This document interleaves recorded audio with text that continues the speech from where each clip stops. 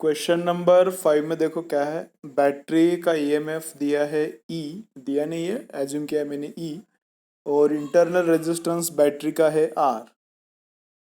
तो जब external resistance is 4 ohm, potential drop across it is 8 volt. तो वहाँ पे मैंने करंट आई एज्यूम किया है। तो 8 is equal to potential drop and potential drop is equal to I into R. तो I is how much EMF provided E by battery divided by total resistance। तो total resistance कितना है 4 plus are. तो वो I के लिए मैंने लिखा है स्क्वायर ब्रैकेट में, और into R capital R. Resistance कितना है 4, तो इंटू 4 आया। ये है फर्स्ट इक्वेशन। तो सेकेंड इक्वेशन कहाँ से आया? Second equation from second condition. Second condition में क्या क्या किया है? Another resistance of 4 ohm is connected in parallel, then potential drop become 6। अभी यहाँ पे ड्राइंग किया है, देखो अंडरस्टैंड करो उसको। तो पोटेंशियल ड्रॉप इज 6 दिया है, ठीक है। तो 6 इज इक्वल टू, अभी नया करंट मैंने I1 एज्यूम किया है और नया रेजिस्टेंस R1। तो I1 कितना, ई अपॉन नया रेजिस्टेंस कितना हो गया, 4 और 4 पैरेलल है तो उसका हो गया 2, 2 प्लस इंटरनल। तो यहाँ पे आ गया ई अपॉन 2 प्लस इंटरनल इंटू वही रेजिस्टेंस I इंटू आर करना है। तो रेजिस्टेंस कितना है 2, 4 के अक्रॉस का डेल्टा वी, दिस 4 के अक्रॉस का डेल्टा वी, और उनका रिजल्टेंट जो 2 है उसके अक्रॉस का भी डेल्टा वी। तीनों के अक्रॉस का डेल्टा वी क्या रहेगा, सेम रहेगा। तो अभी I1 करंट किस में से जा रहा है? I1 करंट इन 4 और 4 का जो रिजल्टेंट है 2, उसमें से जा रहा है, ठीक है, ओके। तो I इंटू आर किया है, तो दो इक्वेशंस आया, दो इक्वेशंस और दो अननोन से E capital and R small. तो उनको सॉल्व करके कैपिटल E और स्मॉल r दोनों फाइंड आउट कर सकते। कैलकुलेशंस मैंने किया है पेपर पे, वो यहाँ पे भी किया है, तुम लोग देखो कैसे किया है कैलकुलेशन। स्क्रीन को पॉज करके देखना है तो देखो। देन क्वेश्चन नंबर 14 में क्या क्या है? Potential difference between A and B निकालना है। तो अभी करंट आया बैटरी से, तो नीचे वाले लाइन में करंट गया I2 और ऊपर वाली लाइन में करंट जा रहा है I1। तो अभी delta V between point C and A, C और ए के बीच में कितना पोटेंशियल ड्रॉप हुआ वो मैंने यहाँ पे कैलकुलेट किया है। तो डेल्टा वी सी ए, तो उसके पहले क्या कैलकुलेट किया है? I1 ऊपर वाले लाइन में करंट और नीचे वाले लाइन में करंट I2 दोनों सेम ही रहेगा, क्योंकि दोनों लाइन्स एग्जैक्टली सेम है। तो I इज इक्वल टू क्या रहता है, V अपॉन आर। तो V कितना है 2 और R कितना है, एक लाइन का 15। तो एक लाइन का डेल्टा वी 2 है, एक लाइन का R भी 15 है, तो करंट भी एक ही लाइन का आएगा। लेकिन दोनों लाइन सेम है, इसलिए करंट दोनों में क्या आ जाएगा, अभी सेम सेम। तो करंट है 2/15। तो C और A इनके बीच में कितने रेजिस्टेंसेस है? We have only one resistance between C and A, 5 ohm. तो उसके बीच में डेल्टा V कितना है अभी वो निकाल रहा हूँ मैं। तो delta V C A is equal to I into R. तो I कितना है I1 और R कितना है 5। तो I1 कितना है अभी 2/15 है और R 5, तो 2/3 आता है वो होल। तो CA के बीच में पोटेंशियल ड्रॉप 2/3। तो A का पोटेंशियल कितना, C का जितना भी है उसमें से क्या हो जाएगा 2/3 माइनस। तो A का potential is equal to V C minus 2/3। तो ये आया VA का पोटेंशियल। उसके बाद सिमिलरली VB का VCB कितना ड्रॉप हो गया वो भी निकाला, आई इंटू आर। अभी आई कितना वही है 2/15, लेकिन आर कितना, अभी दो रेजिस्टेंस इधर आ रहा है तो 10 है, तो ये 4/3 आता है। तो VB कितना आता है, VC माइनस 4/3। कम होता है potential in the direction of current, potential decreases.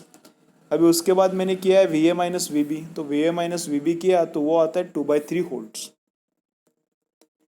Then question number 15 में क्या किया, देखो ये थोड़ा अच्छा क्वेश्चन है। देखो क्या किया है, 3 रेजिस्टेंसेस है 10 ओहम के, और उनका मैक्सिमम पावर 2 वैट है। 2 वैट से अगर ज़्यादा पावर प्रोड्यूस करता है तो बल्ब फ्यूज हो जाएगा, वो रेजिस्टेंस क्या हो जाएगा, खराब हो जाएगा, टूट जाएगा, मेल्ट हो जाएगा। तो अभी ऊपर वाला लाइन में मैंने करंट I1 पकड़ा, ऊपर वाला मतलब नंबर 1 वाला। नंबर 2 वाले लाइन में भी करंट मैंने I पकड़ा, क्योंकि सेम रेजिस्टेंस है तो करंट तो सेम ही रहना चाहिए। तो करंट ये थर्ड वाले रेजिस्टेंस जो है, थर्ड वाला कैपिटल आर है, उसमें कितना जाएगा, 2 आ जाएगा।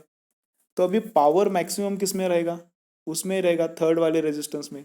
कितना रहेगा वो, I स्क्वेयर आर।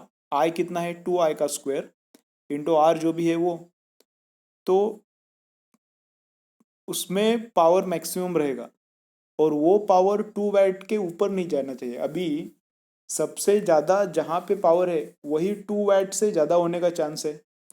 तो सबसे ज़्यादा पावर तीनों में किधर है, जहाँ पे सबसे ज़्यादा करंट है, क्योंकि रेजिस्टेंस तो सेम ही है। तो सबसे ज़्यादा करंट किधर है, नंबर 3 पे है। तो उधर करंट 2 है, उधर पावर अगर 2 वैट से नीचे 2 वैट रहता है तो नंबर 1 और नंबर 2 में पावर क्या रहेगा, 2 वैट से तो कम ही रहेगा। तो इसके लिए यहाँ का पावर नंबर 3 में पावर मैंने कितना कंसिडर किया है 2। तो 2 is equal to I square R, I कितना है 2i का स्क्वायर इंटू कैपिटल आर। तो उसको सॉल्व करने के बाद आई कितना आता है 1/√20। तो आई कितना है 1/√20। ये समझ में आया क्या, पावर नंबर 3 में क्यों मैक्सिमम लिया। अगर पावर नंबर 3 में 2 वैट लिया तो नंबर 1 और नंबर 2 में पावर क्या आता है, अपने आप 2 वैट से कम हो जाता है, क्योंकि उसमें करंट क्या है, नंबर 3 से कम है। ठीक है, तो करंट मिल गया। तो करंट मिलने के बाद क्या फाइंड आउट करना है, अभी हमें फाइंड आउट करना है ए पॉइंट और बी पॉइंट, इनके बीच में टोटल डेल्टा वी। तो फर्स्ट मैंने कैलकुलेट किया है delta V between points A and C. अभी ये यहाँ पे है और सी इधर है, तो ए एंड सी में डेल्टा वी फाइंड आउट करने का फॉर्मूला क्या है, आई इंटू आर।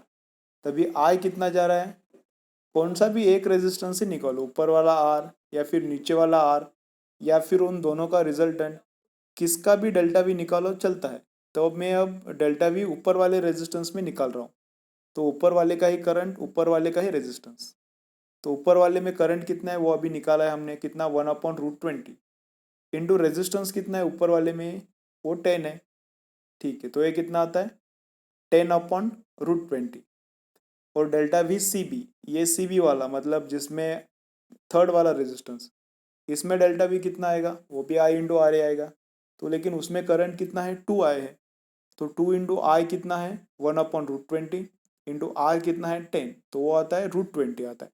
तो वी ए सी और V C B, V A C और वी सी बी इन दोनों का एडिशन मतलब टोटल डेल्टा वी, क्योंकि वो सीरीज में है। तो वो कैलकुलेट करो, कैलकुलेशन सिंपल मैथ्स है। वो कितना आता है 3/2√20, थोड़ा एडजस्ट करके ऑप्शन बी आंसर आता है। देन क्वेश्चन नंबर 16 का मैंने इक्विवेलेंट डायग्राम निकाला है। इक्विवेलेंट डायग्राम में क्या करना है, draw starting point first, draw starting point and point. यहाँ पे स्टार्टिंग पॉइंट ए, यहाँ पे एंड पॉइंट बी ड्रॉ किया। उसके बाद क्या करना है, नेम ऑल दी पॉइंट्स। यहाँ पे ए नाम दिया है तो यहाँ पे मैंने सी दिया है, तो ये भी सी है, ये भी सी है, ये भी सी है। देन डी यहाँ पे नेमिंग किया है, डी है, इधर भी डी है, फिर इधर भी डी है। तो ये पॉइंट क्या है, उसको तो ऑलरेडी नेम किया है बी, तो नेमिंग हो गया। नेमिंग के बाद सी और डी किधर ड्रॉ करने का, सी और डी बीच में अगर 2 पॉइंट्स एक्स्ट्रा है तो एक ऊपर ड्रॉ करने का, एक नीचे ड्रॉ करने का। और उसके बाद 1 बाय 1 रेजिस्टेंसेस ड्रॉ किया तो ऐसा डायग्राम आया, विटस्टोन जैसा दिख रहा है और वो बैलेंस्ड भी है। और नीचे का रेशो कितना आता है 5:4। तुम लोग ये 3 और 15 का रिजल्टेंट निकालो, वो आता है 5/2। वो 5/2, ये 5/2 टू करो, उनका भी रेशो नीचे का रेशो जितना है उतना ही आता है। तो ये विटस्टोन आता है, विटस्टोन बैलेंस्ड है, इसलिए बीच वाला डी और सी के जो बीच में जो रेजिस्टेंसेस है 4 और 5 पैरेलल, उसको पकड़ने का नहीं, बाकी सबका कैलकुलेट करो, आंसर 3 आता है। देन 19 में क्या किया है, थोड़ा लैंग्वेज अलग यूज़ किया है क्वेश्चन में, तो अंडरस्टैंडिंग में थोड़ा प्रॉब्लम हो सकता है। उसमें ऐसा क्यूबॉइड है, क्यूबॉइड मतलब उसको अभी मराठी में इष्टिकाचिति बोलते हैं, क्यूबॉइड है। और पैरेललोपाइपेड भी बोलते कभी कभी उसको। तो उसको, उसका एक साइड L/L है और लेंथ कितना है 2L है। तो अगर ए और बी के बीच में, अगर ए से करंट आता है और बी से जाता है तो रेजिस्टेंस कितना रहेगा अक्रॉस ए बी, ρL/A, तो रो, ठीक है। यल कितना है अभी ए और बी के बीच में लेंथ कितना है 2L upon area of A side, या फिर जिसमें से करंट जा रहा है उसका area, area of A side कितना है L²।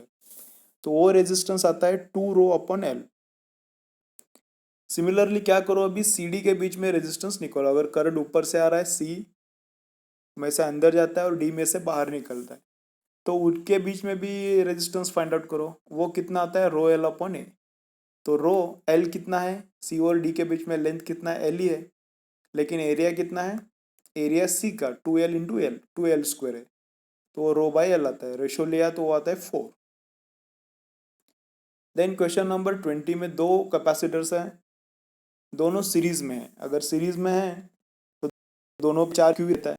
तो जो पॉजिटिव टर्मिनल को प्लेट कनेक्टेड है उस पर चार्ज क्यू है, तो नेगेटिव पे minus Q, positive pay Q again, negative पे माइनस क्यू, चार्ज दोनों पे सेम है।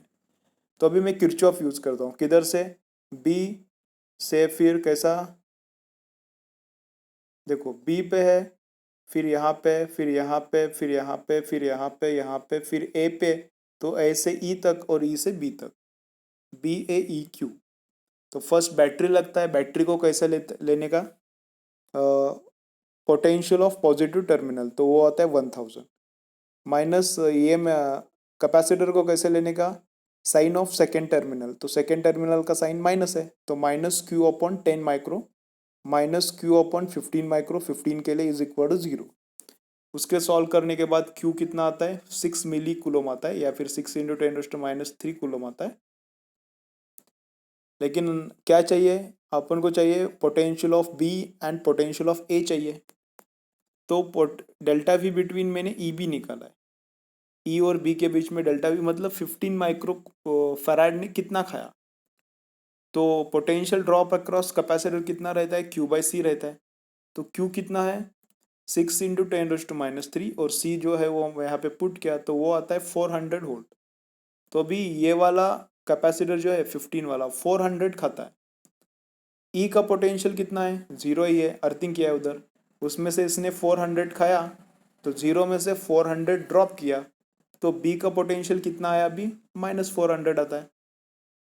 बी का कितना, फिर -400। ऐसा ऑप्शन ए की है, ऑप्शन सी। तुम लोग ए का भी निकाल सकते हो, ए का भी निकाल सकते हो इस टर्म्स में, इन द डायरेक्शन ऑफ। अभी यहाँ पे कैसे सोचने का, बैटरी के पॉजिटिव टर्मिनल से नेगेटिव टर्मिनल तक जाते वक्त पोटेंशियल कम होता है। क्या बोलता हूँ, समझ रहा है क्या, देखो बैटरी के पॉजिटिव टर्मिनल से नेगेटिव टर्मिनल तक जाते वक्त पोटेंशियल कम होता है, मतलब ए से ई तक जाते वक्त पोटेंशियल कम होता है, और ई से बी तक जाते वक्त भी पोटेंशियल कम होता है। मतलब ए का पोटेंशियल मैक्सिमम, ई का बीच में रहेगा, और बी का पोटेंशियल सबसे कम रहेगा तीनों पॉइंट्स में।